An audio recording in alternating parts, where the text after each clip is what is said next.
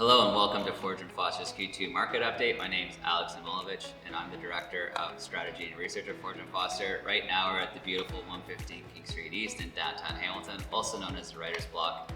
And today we'll be looking at how Hamilton's Q2 compared to other previous quarters and years, what developments were announced, and what we're expecting for the rest of the year. To jump right in, Q2 was by far the best quarter in Hamilton's history, as $885 billion worth of commercial real estate traded. To put this in perspective, the average quarter only attains about a quarter of that, about $260 billion per quarter, or the average year attains about $1 to $1 billion worth of commercial real estate value. Currently, we're at $1.2 billion for the year, and we're set to have a record year. This is all mainly due to the largest commercial real estate sale in Hamilton's history taking place this past quarter and distorting a lot of related commercial real estate data. This purchase was for 386 Wilcox Street in Hamilton, also known as Stelco's land. It was purchased for $518 million by Slate Asset Management out of Toronto. The purchase was for Stelco's land itself. It's 809 acres, an absolutely massive amount of land right on the water. So at that purchase price for that amount of land, that equals about $640,000 an acre. It's primed to be redeveloped into a world-class industrial park, and the overall project is projected to create 23,000 jobs and $3.8 billion towards the provincial economy. Absolutely massive. I don't think we'll ever see for a very long time a transaction of this scale. Put this transaction into perspective, the largest GHA transaction that occurred that I've ever seen on record occurred this quarter earlier in Brantford for a $290 million purchase of 400 acres in Brantford industrial land. That eclipsed the original record for $190 million in Kitchener, which is a portfolio sale of 3 multi-residential buildings. So we went from $190 million to $290 million, which was a $100 million difference on that record, to $518 million, which is a huge leap, almost doubled the previous record for commercial real estate transaction with this single transaction here. So absolutely massive. It's going to influence the rest of the transactions for this year. And again, don't think we're going to see another of this scale for quite some time. Looking on to the next graph, the Hamilton commercial real estate totals per quarter. As you can see, the Stelco sale very much influences the data here. And if we were to incorporate that sale, it's by far the best quarter we've ever seen on record. However, if we were to remove that sale, it still is very, very good. It's actually the best Q2 we've ever seen on record, and it's the 4th best quarter we've ever had on record. And this is very good, as we usually see in the last few years here. The Q3s and the Q4s are what really stand tall, but Q1s and Q2s are a bit more muted. So it's fantastic to see this past Q2, even without this Stelco sale, really kind of being in the top of the previous quarters that we've seen in the last 6 years as well. Also looking at the number of transactions, we had 101 commercial real estate transactions take place in Hamilton versus 99 of last quarter and 77 of the year before. So fantastic to see a very healthy amount of transactions take place, especially when we saw some policy increases that took place in the Q2. Looking at the number of commercial real estate transactions per month, what we want to focus on here at this graph is the red line, as that's 2022, and all the other lines converge or show other years from prior. And so that gives us a pattern of how commercial real estate volumes kind of ebb and flow throughout the months. And as we look through April, May, and June, which is Q2, we had some very good amounts that took place in 2022. April, we had the second highest amount, and then up in May, we had the highest amount of transactions that took place for that month. And then June went back down to second.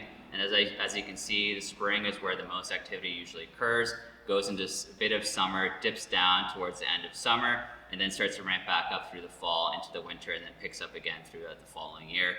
So we're kind of naturally going through this sort of pattern, and it's great to see that we're back on track, as you can kind of see at the bottom there how COVID really affected that 2020 number when things started to dip down in spring when they traditionally go up.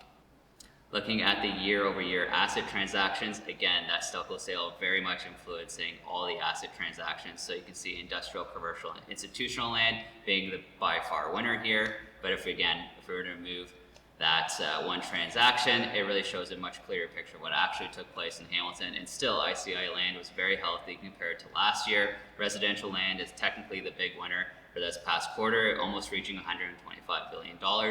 Industrial, still pretty good, but since we're just kind of spoiled with industrial, with so much demand out there, it doesn't really kind of showcase how strong it has been in previous quarters and years. Mixed use, very, very good. It's fantastic to see mixed use over $25 million. If it's approaching $25 million, it's a very good quarter, and we're over that this quarter, so really good to see that. Retail is my winner for this quarter, as you see here. It's past $75 million, which is absolutely massive, especially when you compare it to its year prior. And we're usually around $10 million in the last few years for retail transactions. Obviously, retail, we've talked about it before, it's taken a hit, especially with the stay-at-home measures due to COVID, lots of online shopping, but this is absolutely a tidal wave coming back into retail this quarter, and we'll touch on that in a little bit shortly. Multi-res, a little bit muted as well, a bit surprising here. The previous year was very strong, however, this quarter was a bit weak. But multi-res is still very, very strong asset class. It still continually has the lowest cap rates out of any other asset class. And then office still kind of staying in its spot where it's still trying to figure itself out. And I think we'll start to see a slow increase as the kind of year goes on for office, but not too much move in the bottom or the top in any way. So to continue on that retail topic, I just wanted to point out two transactions here, 875 Main Street West and 1144 Wilson Street East. And these are just two typical mid-tier, maybe small-tier retail plazas. And these are types of transactions we would have not seen at all take place in the last few years during COVID. And these are transactions that we're now seeing, and we saw them in full force this previous quarter. So these ones went about for about $15 million each. And again, I mentioned if we were to go to, for retail, the average is about $15 million. One of these transactions would have equaled about one quarter's worth of retail sales, right? So that's why we're really excited to see these two take place. A number of other retail transactions take place in the Q2. So I think in the grand scheme of things, when you look at it at a year perspective, I think retail is going to make a comeback. It'll be interesting to see how Q3 and Q4 look towards, and from a retail asset perspective, as we saw some great traction this previous quarter. And so I also mentioned again that $518 million transaction was the biggest on record. Obviously, it was the biggest transaction this quarter. So moving to the second largest transaction this quarter is also a retail plaza. This one's right across from Lime Ridge Mall. If anyone's from Hamilton, you might recognize it, the R Us Plaza. It's 970 Upper Wentworth. It's sold for $26 million. The purchaser was known as Everest. Again, it's retail and it's 79,000 square feet, which equals $329 a square foot, which is a great, great value for retail. Sometimes you can see these big malls, this is not one of them, of course, that they go for about $150 a square foot. So to see a retail asset class go for a double value, which is what it was going for pre-COVID, is fantastic to see. And again, it's got a great location being across from Lime Ridge Mall, and we'll touch on Lime Ridge Mall in a second. The third largest transaction that took place this quarter was 250 Fruitland Road, and this is in Stony Creek. And you can see it outlined here. It's about 20 acres, sold for about $23.5 million. It's residential land, however, it's zoned agricultural. All that together, it's about $1.2 million an acre, which is great, great value for the seller here. Usually, residential land goes for closer to $2 million an acre and the high $1 million an acres.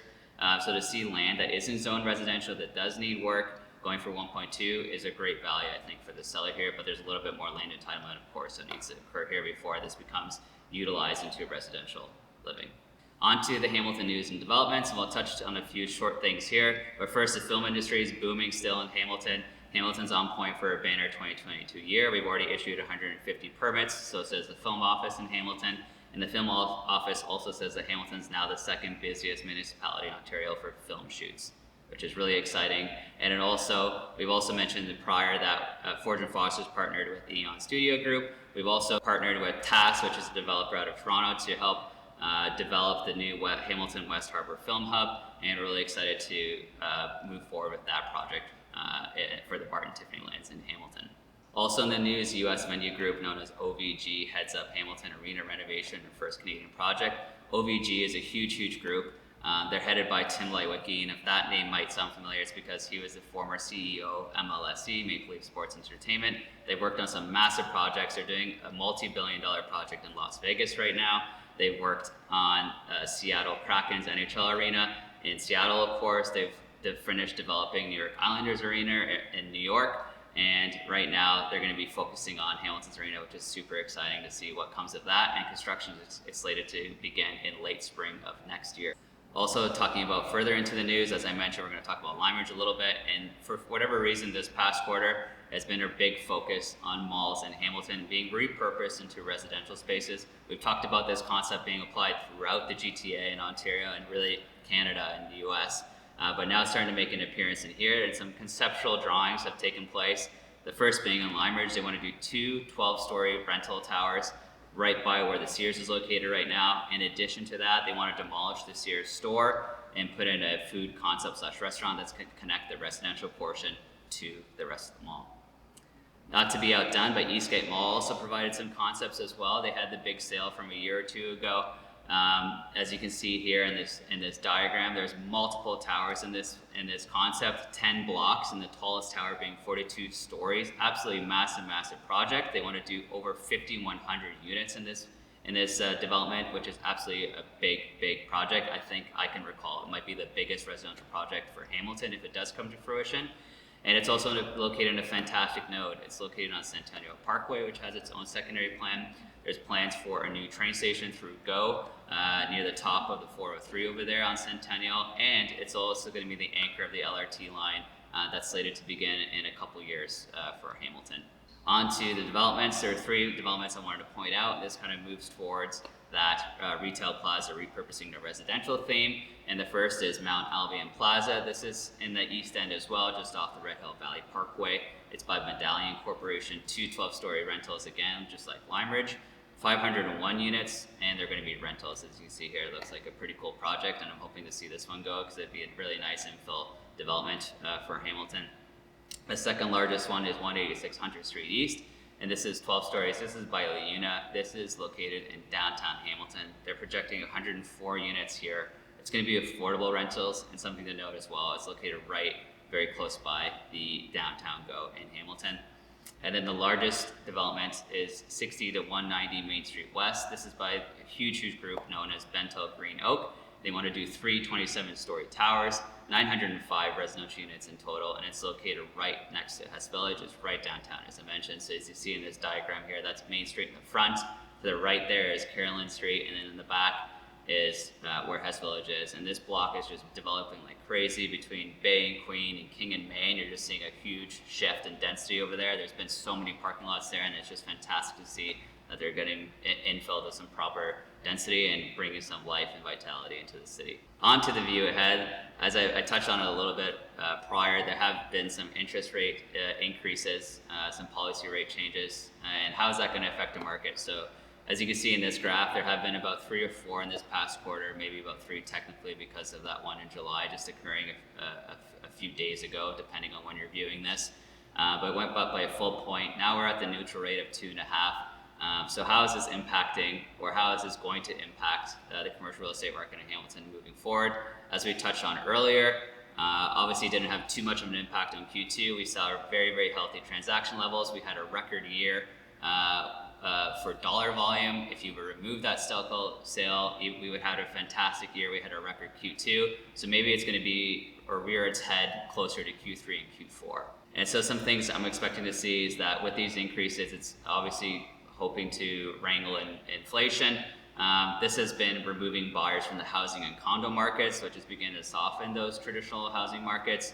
In conjunction though, we're seeing much more demand towards rental living, and we're seeing that fuel those rates because there's more demand for rental living, of course.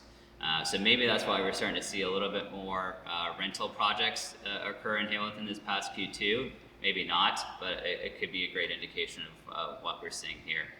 And on that, we're start to see stories such as this one. Rents in cities near Toronto are soaring, with some seeing hikes as high as 54%. This article focuses on a bunch of cities, but the top 3 are Cambridge, Kitchener, and Hamilton. Hamilton in particular, they looked at the first 4 months of 2019 compared to the same period of this year, and rents increased 42%. In Hamilton, they said in early 2019, the average listing cost about $1,400. Earlier this year, the average cost was about $1,900. So huge growth, and I think a big part of it is this huge demand towards rental now that there's a bunch of buyers that have been excluded due to these policy rates in the market. Also, something to keep in mind is construction costs right now, as we're seeing a number of issues hit the construction industry, whether it be labor, whether it be material costs, and now with these rate increases. Urbanation did a study. They're thinking that there could be a wave of condo project cancellations. About 5,000 units could be canceled upcoming in Toronto. They also noted that starting from 2017, construction costs have increased by 50%. Another article has also cited a huge labor shortage. PCL, one of the biggest construction companies in Canada, has had to actually reject jobs because they just have no more staff on hand. And there's been huge vacancies, not because there isn't jobs to fill, because there are so many jobs that there's so much demand right now for labor, and it doesn't matter if you're a general laborer or specialized labor, there's demand for you right now, and it's very much impacting how much anyone can build at the moment. So just starting to close here now, with policy and construction influences, it appears now that commercial real estate market is entering a wait and see type of mode as the market pauses to witness the byproduct from rapid interest rate increases. Expect transaction volumes to be lower in the upcoming months. I think you're going to see this for Q3 and for Q4. Traditionally, ICI and residential land lead asset classes in terms of transaction values. So it'll be interesting to see if these asset classes continue at the same pace, with demand still being very high for industrial and residential, but borrowing become much more difficult now. In particular for Hamilton, it'll be interesting to see if retail plazas continue to be targeted and repurposed to incorporate residential development, and if retail can continue its activity to pre-pandemic levels. So to wrap up, Hamilton witnessed a record quarter, in large part due to the Slate Asset Management's purchase of Stelco. Hamilton's on pace for a record year, and some tightening of the market lies ahead, even though demand for living in industrial space remains very high. If you have any questions about Hamilton commercial real estate market, feel free to reach out anytime to my email at alex.milovich@fortunefoster.ca. Take care.